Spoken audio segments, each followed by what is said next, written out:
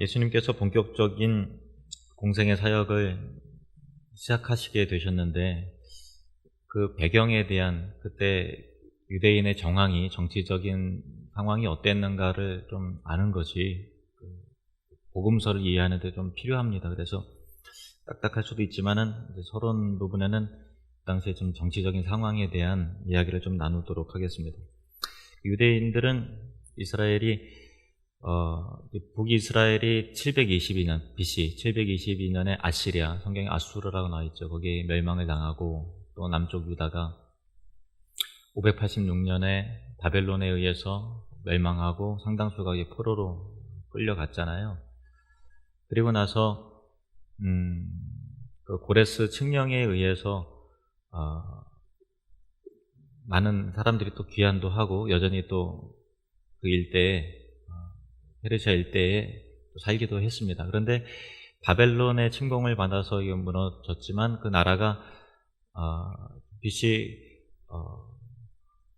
539년에 그 페르시아의 침공을 받아서 바사죠, 성경에 바사의 침공을 받아서 그 바벨론 제국이 무너집니다. 그래서 이스라엘이 바벨론의 통치를 받다가 자연스럽게 페르시아의 통치를 받게 되고, 그리고 나서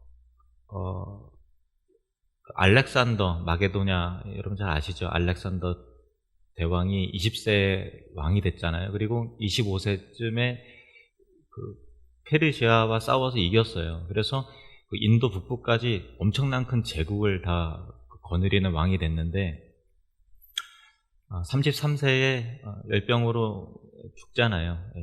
죽게 되고 그 이후에 그러니까 헬라 제국의 통치를 유대인들이 받게 되죠. 헬라 제국의 여러 왕조들이 바뀌는 상황 가운데서 통치를 받게 되는데 마카비 혁명에 의해서 독립전쟁입니다. 마카비 혁명에 의해서 잠깐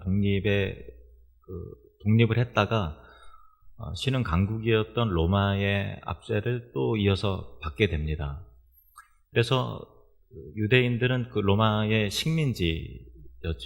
그러니까 우리가 일제 36년에 그 일본의 통치를 받으면서 36년간이었지만은 그때 잔존되어 있는 지금까지 남아있는 어떤 그 영향이 사실 있잖아요. 언어부터 또 어떤 등등 여러 가지, 그리고 또 그걸로 인한 갈등이 세월이 많이 지났음에도 불구하고 36년간 통치를 받았을 때도 아직도 이렇게 영향이 있는데, 갈등이 남아있는데 400년이 넘도록 여러 제국에 의해서 그 식민지가 되었던 유대인들은 그 영향을 받은 것이 어마어마했겠죠. 이 누가복음 2장 1절에 보시면요. 누가복음 2장 1절을 보시면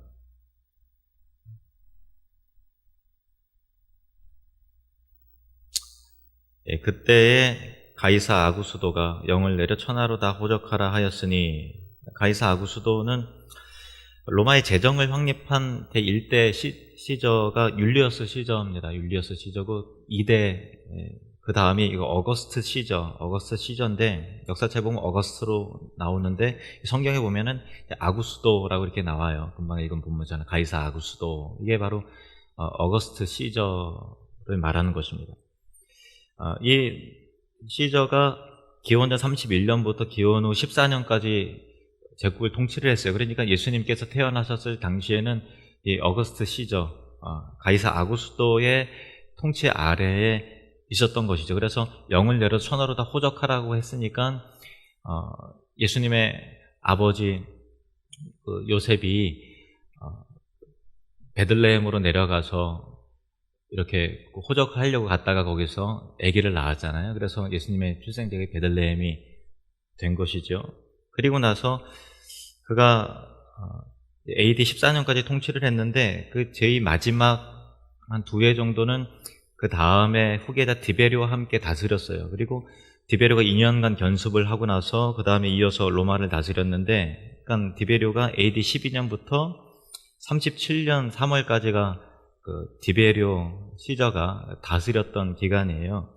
그러니까 예수님께서 공생애가 시작이 태어났을 때는 아구스도 제왕 로마의 황제가 아구스도였고 공생애가 시작이 되었을 때는 이제 디베리오였던 것이죠. 그래서 누가복음 3장 1절 2절 말씀을 보면은 그 역사적 내용이 이렇게 돼 있어요. 1절 2절을 제가 읽겠습니다. 디베리오 황제가 통치한 지 15해, 그죠? 금방 설명한 드린 부분입니다. 곧 본디오 빌라도가 유대의 총독으로, 헤롯이 갈릴리의 분봉왕으로, 그 동생 빌립이 이두레와 드라곤이 지방의 분봉왕으로, 루사니아가 아벨레네의 분봉왕으로, 안나스와 가야바가 대제사장으로 있을 때에, 일단 정치와 종교적인 상황에 대한 내용입니다. 하나님의 말씀이 빈들에서 사가랴의 아들 요한에게, 세례 요한을 말하는 거죠. 사가랴의 아들 요한에게 임한지라. 그러니까 디베리오가 15해 때 예수님께서 공생애가 시작이 됐는데, 이때가 한 27년경 정도 되는 거예요. 예수님의 나이는 한 30살 정도 성경의 기록에 이렇게 나와 있죠. 그리고 그것보다 반년 전에 먼저 세례 요한이 사역을 시작을 했습니다. 그런데 이 본문은, 성경 본문을 그대로 좀 띄워줘 보시겠어요? 예. 근데 여기 보면은 헤롯이 갈릴리 분봉왕으로 돼 있잖아요. 그러니까 예수님 그 2살 아래로 그 모든 아기들을 다 죽였던 그 헤롯 왕이랑 지금 헤롯 왕이랑 좀 다른 왕이에요. 이름은 같지만 그것은 이제 헤롯 대왕이라고 이렇게 헤롯 왕이라 했고, 지금 분봉왕으로 돼 있잖아요. 그 이유를 좀 설명을 드릴게요. 예수님께서 태어나셨을 당시에 유대의 전 지역은 유대나 갈릴리나 또 이두레나 베레아나 다 헤롯 대왕이 다스리고 있었어요. 근데 헤롯 왕은 유대인이 아니라 이방인이에요. 그러니까 이두메 사람인데, 이두메 사람은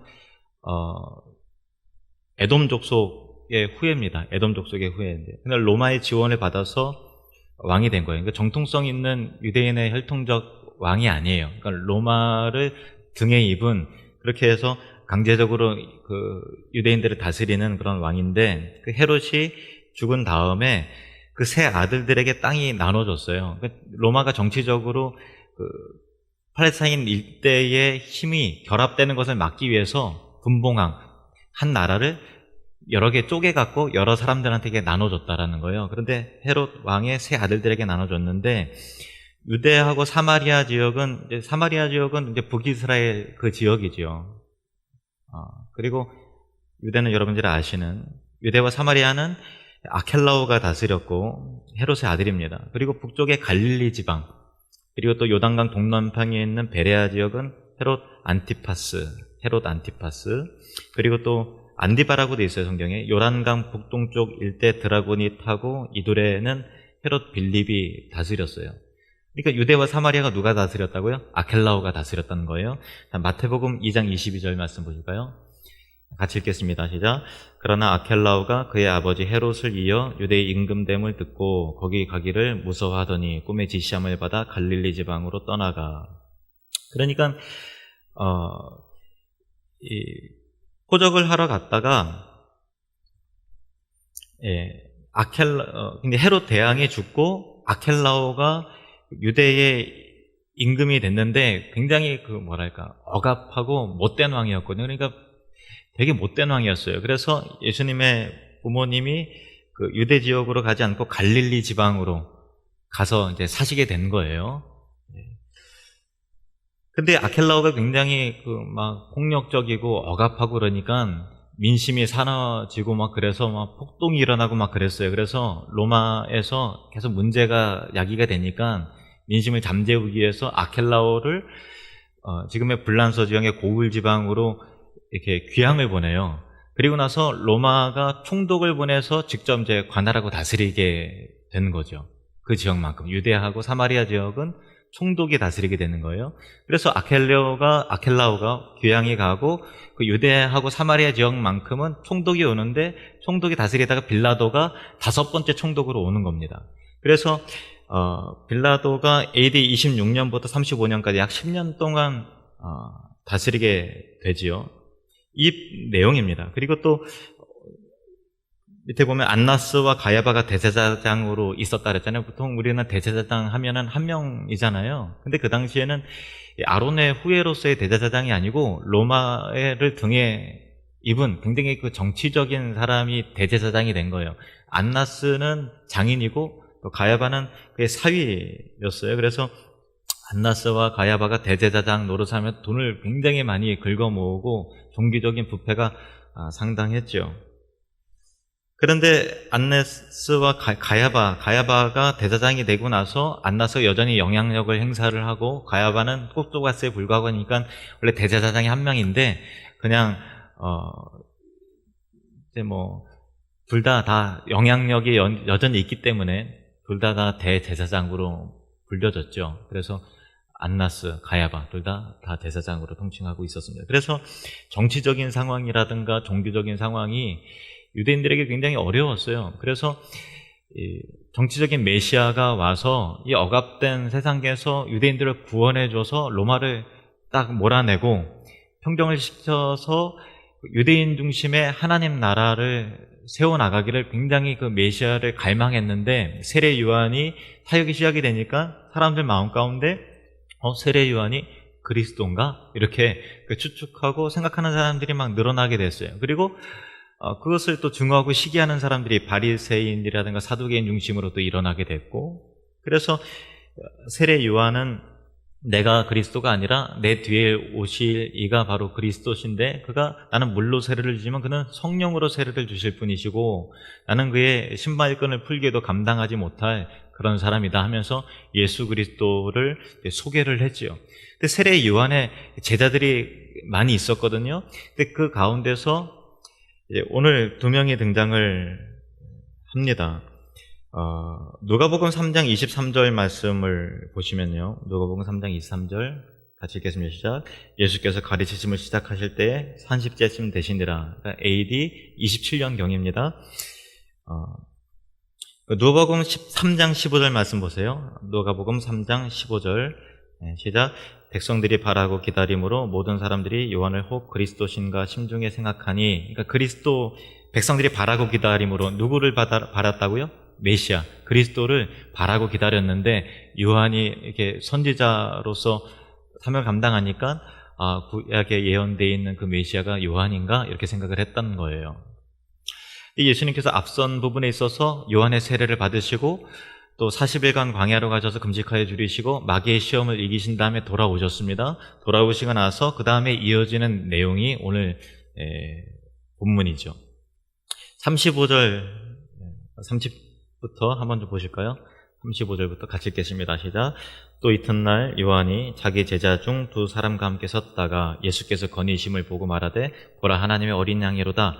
두 제자가 그의 말을 듣고 예수를 따르거늘. 그 두 제자는 누군가 하면요, 한 사람은 요한이고 한 사람은 안드레입니다.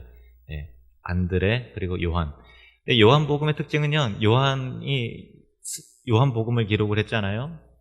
자기 자신의 이름을 안 밝혀요. 그래서 여기서도 두 제자라고 나오는데 한 사람은 10중 8구 요한을 말하는 것이고 그 한 사람은 베드로의 형제 안드레를 말하는 것이죠. 그러니까 요한과 안드레는 처음에 예수님의 제자이기 전에 누구의 제자였다고요? 세례 요한의 제자였습니다. 세례 요한의 제자였던 나중에 사도 요한이 되죠. 요한과 안드레가 세례 요한이 보라 세상 죄를 지고 하나님의 어린 양이로다 하니까 세례 요한을 품을 떠나서 예수님을 따르기로 하는 그런 내용인 거예요. 38절 말씀 보실까요? 이 대목이 참 중요합니다. 38절 같이 읽겠습니다. 시작. 예수께서 돌이켜 그 따르는 것을 보시고 물어 이르시되 무엇을 구하느냐? 이르되 랍비여 어디 계시오니이까 하니 랍비는 번역하면 선생이라. 예수님께서 따르는 것을 보시면서 무엇을 구하느냐? 한번 따라해 볼까요? 무엇을 구하느냐? 우리는요, 우리의 진짜 놀라운 질문이에요. 진짜 묵상할수록 이건 진짜 하나님만이 하실 수 있는 그런 질문이다라는 생각을 합니다. 우리의 상태, 우리는 어디로 가야 되는가, 어디로 가고 있는가라고 하는 것을 돌아보게 하는 질문에 우리는 맞닥뜨려야 돼요. 근데 너무 생각 없이 우리는 막 살고 있죠. 대부분의 사람들이. 비슷한 질문이 있는데 아담이 선악과를 먹다 타락했죠. 그리고 벗었기 때문에 발가벗은 것을 부끄러워하고서 나무 뒤에 숨었습니다. 하나님께서 아담을 찾으시면서 아담아 아담아 내가 어디 있느냐 이렇게 물어요. 내가 어디 있느냐. 하나님께서 어디 있는지 몰라서 어디 있나 얘가 안 보이네 이렇게 해서 내가 어디 있느냐 이렇게 물으신 건 아니잖아요. 그냥 그 질문을 통해서 너의 위치가 지금 어디 있느냐, 어떤 공간적인 어떤 물리적인 입장에서의 위치가 아니라 영적으로 너의 지금 처지가 지금 어떤 상태냐라고 하는 질문이잖아요. 내가 어디 있느냐, 내가 어디 있느냐. 만약에 하나님께서 여러분에게 내가 지금 어디 있느냐 물으신다면 여러분은 뭐라고 대답을 하시겠어요? 저랑 제 아내랑 이런 대화를 하면서 제 아내한테 여보 당신은 하나님이 당신한테 내가 어디 있느냐 물으면 뭐라고 대답할 것 같아요? 그러니까 제 아내는 아무 말 못할 것 같은데요. 얘기를 하더라고요. 나는 그냥 엉엉 울 것 같아. 그렇게 얘기를 했어요. 그러니까 단답으로 대답할 수 없는 내용이잖아요. 내가 어디 있느냐. 그 질문을 저에게 한다면 저는 찔림과 두려움과 부끄러움과 죄송함과 또 그런 것들이 진짜 하나님 앞에 발가벗겨진 상태에서 너무 부끄러워서 그냥 엉엉 울을 것 같아요. 그러나 또 하나님께 나를 찾아오셨다라고 하는 것에 또 감격해서도 또 울을 것 같고, 부끄러워서도 울 것 같고, 두려워서도 울 것 같고, 감격해서도 울 것 같고, 하여튼 엉엉 울 것 같아요. 내가 어디 있느냐. 동일한 질문이죠. 예수님께 처음에 광야 삶을 끝나셔서 두 명의 제자가 처음에 찾아왔을 때 처음 물었던 질문이 무엇을 구하느냐? 너는 무엇을 위해 살고 있느냐? 누구를 쫓고 있느냐? 그거예요. 인생의 방향성. 무엇을 구하고 살고 있느냐? 무엇에 목말라 하고 있느냐? 누구를 위해서 살고 있느냐? 누구를 쫓고 있느냐? 나를 쫓는 이유가 무엇이냐? 그거죠. 한번 자기 스스로에게 한번 질문해 볼까요? 따라해 봅시다. 나는 무엇을 위해 살고 있는가? 한 번 더 나는 무엇을 구하는가? 네. 이 질문도 예수님께서 이 질문을 여러분에게 하신다면 여러분 뭐라고 그러시겠어요? 저도 이게 참 뭘 구하고 있습니다. 이렇게 언뜻 대답을 못할 것 같아요. 굉장히 인생을 담아내는 굉장히 본질적인 질문이기 때문에 단답으로 대답할 수 있는 내용은 아닌 것 같습니다. 사람이 자기 자신에 대해서 알아야 될 두 가지 진리가 있는데요. 첫 번째는 내가 지금 어디에 있는지를 알아야 되죠. 내가 지금 어디 있느냐. 타락한 인류에게 처음으로 하신 말씀. 내가 어디 있느냐. 그리고 그래서 방향을 잃어버린 우리가 계속 방황하며 찾고 있잖아요. 그때 두 번째로 하나님이 하신 질문이 무엇을 구하느냐 라는 질문이에요. 그래서 우리가 자기 자신에 대해서 알기 위해서 첫 번째 내가 지금 어디 있는가를 알아야 되고 두 번째는 어디로 가야 되는지를 알아야 되죠. 무엇을 위해서 어디를 향해 가야 되는지 우리가 그것을 알지 못하면 그냥 방황할 수밖에 없죠. 많은 사람들이 자기가 어디 있는 줄을 모르고요. 그리고 두 번째로는 무엇을 위해서 무엇을 구하면서 살아야 되는지를 몰라요. 과학으로 설명할 수 있는 게 아니잖아요. 어떤 사람들은 종교가 과학적이 아니다 뭐 이렇게 얘기해요. 근데 과학이 인생의 의미에 대해서 방향에 대해서 과학이 설명할 수 있어요? 없잖아요. 오래전에 알프스에서 어떤 사람이 길을 잃었는데요. 13일 동안 헤매다가 구조가 되었답니다. 13일 동안 얼어 죽지 않으려고 한 2시간만 자고서 계속 움직였다 그래요. 근데 움직이는데 한 방향으로만 움직였대요. 그래야 계속 걷다 보면 알프스에서 벗어나니까 한 방향으로 계속 2시간만 자고 13일 동안 그렇게 걸었는데 나중에 구조가 됐죠. 근데 그 걸었던 길을 추적을 해보니까 반경 6km 내를 뱅뱅 돌았다고 그래요. 6km 내를 뱅뱅 돌았다고 그래요. 이 사람은 계속해서 전진한다고 했는데 사실은 6km 내에서 제자리를 뱅뱅 돈 거예요. 사람에게는 윤형 본능이라고 이라는 것이 있다고 합니다. 실험을 해보면 아무나 데리고서 학교에 운동장에 가서 눈을 가리고 직진으로 걸어라 이렇게 해요. 그럼 나름대로 이렇게 직진으로 계속 눈을 가리고 나서 계속 걷다 보면 자기는 똑바로 걷는다고 하는데 10m, 20m 가면 조금씩 기울어지는 거예요. 그건 100m, 200m 하다 보면 점점 기울어져서 곡선을 그려서 나중에는 큰 원을 그린다 그래요.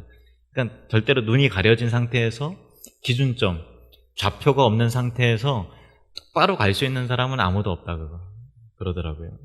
우리 인생에 있어서도 윤형 본능이 있죠.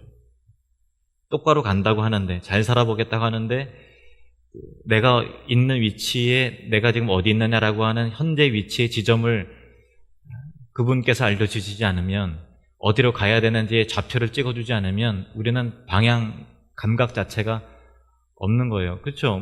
무엇을 기준으로 동서남북을 나눠요? 무엇을 기준으로? 좌표가 없으면 동서남북, 상하좌우 개념 자체가 우리 사람에게는 없는 거잖아요. 그래서 내가 어디 있는지, 어디로 가야 되는지, 인생의 목적은 무엇인지 절대적인 좌표인 하나님을 만나지 않으면 우리는 알 수도 없고 대답할 수도 없어요.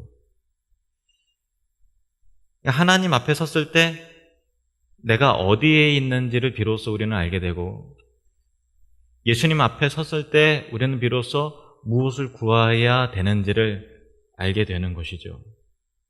그래서 그 좌표인 하나님이 우리가 알 수도 없고 볼 수도 없는 분이시기 때문에 하나님 자신이, 하나님의 아들이 인간의 옷을 입고 나타나셨지요. 그래야 우리가 어떻게 살 수 있는지, 무엇을 구해야 되는지 알게 되니까. 그분이 바로 예수 그리스도이십니다. 만일 여러분에게 예수님이 무엇을 구하느냐 이렇게 물으신다면 무엇이라고 대답을 하시겠습니까? 두 명의 제자들은 그 대답을 못했어요. 오히려 물었어요. 랍비에 어디 계시오니까? 우리 38절 말씀 보실까요? 38절 말씀 같이 읽겠습니다. 시작. 예수께서 돌이켜 그 따르는 것을 보시고 물어 이르시되 무엇을 구하느냐? 이르되 랍비여 어디 계시오니까 하니, 랍비는 번역하면 선생이라. 무엇을 구하느냐? 라고 할 때 이것을 구합니다 라고 대답하지 못했어요. 안 왔어요. 오히려 묻습니다. 랍비여 어디 계시오니까? 선생님 가르쳐 주십시오. 어디 계십니까? 어디에 사십니까? 어디로 가면 당신을 만날 수 있습니까? 주님 무엇을 구하며 살아야 합니까? 어떻게 하면 당신으로부터 더 많은 것을 들을 수 있습니까? 라고 물었던 것이죠. 그러니까 무엇을 구하느냐라고 했을 때 예수님을 깊게 만나지 않으면 우리는 절대로 그것을 대답할 수 없어요. 무엇을 구해야 되는지 모르기 때문에, 어느 방향으로 가야 되는지 우리는 모르잖아요. 어떻게 살아야 되는지 모르고. 그래서 주님을 만나야. 그래서 두 명의 제자들이 랍비여, 선생님 가르쳐 주시는 이죠. 선생님 가르쳐 주십시오. 무엇을 구해야 합니까? 나는 어떻게 살아야 됩니까? 어느 방향으로 가야 됩니까? 인생의 목적은 무엇입니까? 인생의 의미를 가르쳐 주십시오. 그때 예수님께서 거절하지 않으셨습니다. 39절 말씀 같이 읽겠습니다. 시작. 예수께서 이르시되 와서 보라. 그러므로 그들이 가서 계신 데를 보고 그날 함께 거하니 때가 10시쯤 되었더라. 예수님께서 와서 보라, 와서 보라. 내가 어디 있는지, 무엇을 구하며 살아야 되는지, 예수님이 누구신지, 하나님 나라의 의미가 무엇인지 알기 위해서는 이렇게 먼 발치서 관람하듯이 그렇게 확인할 수 있는 것이 아니고 예수님께로 가장 가까이 가야만 된다는 것이죠. 와서 보라라는 거예요. 예수님을 만나서 인격적인 만남과 가르침을 가장 가까이 들었을 때 예수님께로 더 가까이 가서 들어야 되는 거죠. 그래서 예수 믿는 것은 절대로 취미생활이 아닙니다. 직접 가서 만나야 되고 들어야 되고 엎드려야 되는 것이죠. 그렇게 해서 요한하고 안드레가 처음에 예수님을 만났습니다. 그리고 40절, 40부터 한번 보실까요? 40절부터 42절까지. 요한의 말을 듣고 예수를 따르는 두 사람 중에 하나는 시몬 베드로의 형제 안드레라. 그가 먼저 자기의 형제 시몬을 찾아 베드로를 찾았습니다. 우리가 메시아를 만났다, 이렇게 얘기를 하는 거예요. 메시아는 번역하면 그리스도라. 데리고 예수께로 오니 예수께서 보시고 이르시되, 베드로를 이제 처음 만난 사건입니다. 나중에 이제 갈릴리 호수에서 또 부르시는 거는 그 다음에 일어난 또 사건이고요. 지금은 우리는 처음에 베드로가 이제 그물을 내리고 하는 그 부분에서 예수님을 처음 만났다고 생각하잖아요. 그런데 그거는 그 다음에 또 있었던 사건이고, 이거는 그 이전에 이런 만남이 있었다라는 거예요. 순서를 잘 기억을 해야 됩니다. 그 베드로를 드디어 만났죠. 예수께서 보시고 이르시되 내가 요한의 아들 시몬이니 장차 게바라 하리라 하시니라. 게바는 번역하면 그리스도라. 우리가 메시아를 만났다. 우리가 메시아를 만났다. 내가 메시아를 만났다라고 감격하고 기뻐하고 들떠했던 시기가 여러분 언제입니까? 내가 메시아를 만났다. 내가 그리스도를 만났다. 내가 예수를 만났다. 인생의 답을 찾았다. 주님께서 나를 인도하실 것이다 라고 하는 그 감격과 기쁨이 언제였습니까? 신앙생활 속에서요, 가장 경계해야 되는 것이 타성인 것 같아요. 그냥 과거에 내가 썼었지 이렇게 그러는 거예요. 감격을 잃어버리는 거예요. 내가 메시아를 만났다라고 하는 것이 지금 나의 음성이 되지 않는다면 그 사람의 신앙은 죽은 신앙인런지도 모릅니다. 내가 메시아를 만났다. 예수님을 만나면 추구하던 것이 달라지죠. 사랑하는 대상이 달라집니다. 주인 삼아왔던 우상들을 버리게 돼요. 그전에는 물질을 위해 무엇을 구하느냐? 돈을 벌게 해주십시오. 이런 어떤 물질이라든가 추구하는 것이 있다가 예수님을 만나고 나면 무엇을 구하느냐 할 때 주의 나라를 구합니다. 주님의 영광을 구합니다. 하나님 나라를 구합니다. 예수 그리스도 당신을 구합니다 라고 하는 그 대상이 달라지죠. 예수님을 만나면 좌표가 생겨요.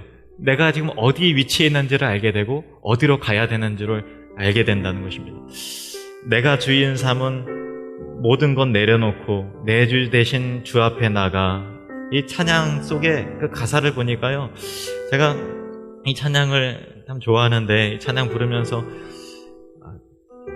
무엇을 구해야 되는지를 더 많이 깨닫게 되더라고요. 우리 함께 같이 한번 찬양해 볼까요? 내가 주인 삼은.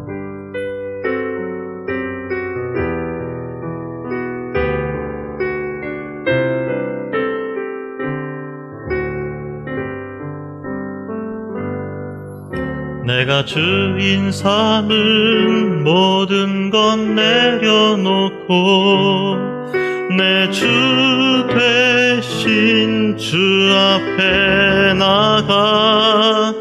내가 사랑했던 모든 것 내려놓고 주님만 사랑해. 내가 주인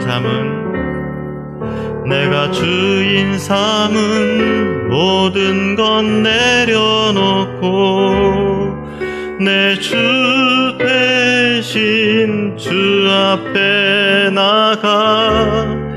내가 사랑했던 모든 것 내려놓고 주님만 사랑해. 주 사랑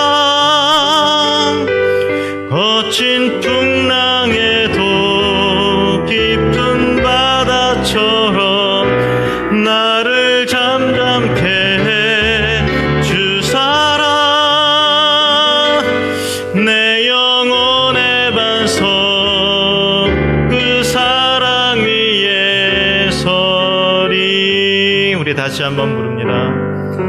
내가 주인 삼은 모든 건 내려놓고 내 주 대신 주 앞에 나가 내가 사랑했던 모든 건 내려놓고 주님만 사랑해.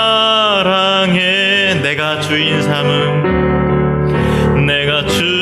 삼은 모든 건 내려놓고 내 주 대신 주 앞에 나가 내가 사랑했던 모든 건 내려놓고 주님만 사랑해.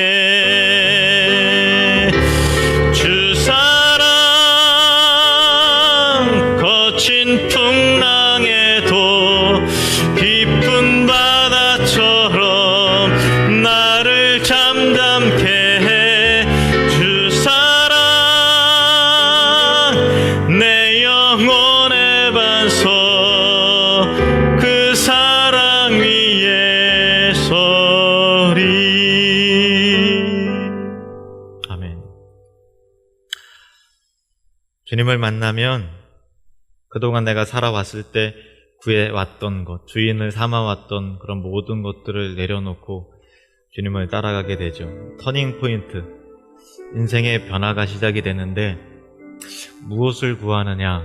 이것은 지금 우리에게도 동일하게 필요한 질문인 것 같습니다. 무엇을 구하느냐?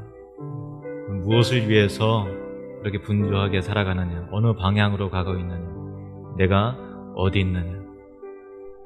무엇을 구하느냐? 여러분, 우리가 예수님의 이 질문을 평생 깊이 새기길 바랍니다. 그리고 요한과 안드레가 예수님을 만나고 나서 내가 메시아를 만났다 이렇게 하면서 형제 베드로에게 찾아가서 그 감격을, 넘치는 감격을, 주체할 수 없는 그 감동을 전했던 것 같이 내가 메시아를 만났다라고 하는 이 탄성과 그 믿음의 고백과 그 감격이 절대로 저와 여러분의 심장에서 식어지지 않도록 주님을 만나는 그 감격 안에서 살아가시는 그런 은혜가 있기를 주님의 이름으로 축복합니다. 우리 함께 기도하기를 원합니다. 하나님, 내가 메시아를 만났다라고 하는 그 감격이 식어지지 않게 하시고 무엇을 구하느냐라고 하는 그 질문을 잃어버리지 않도록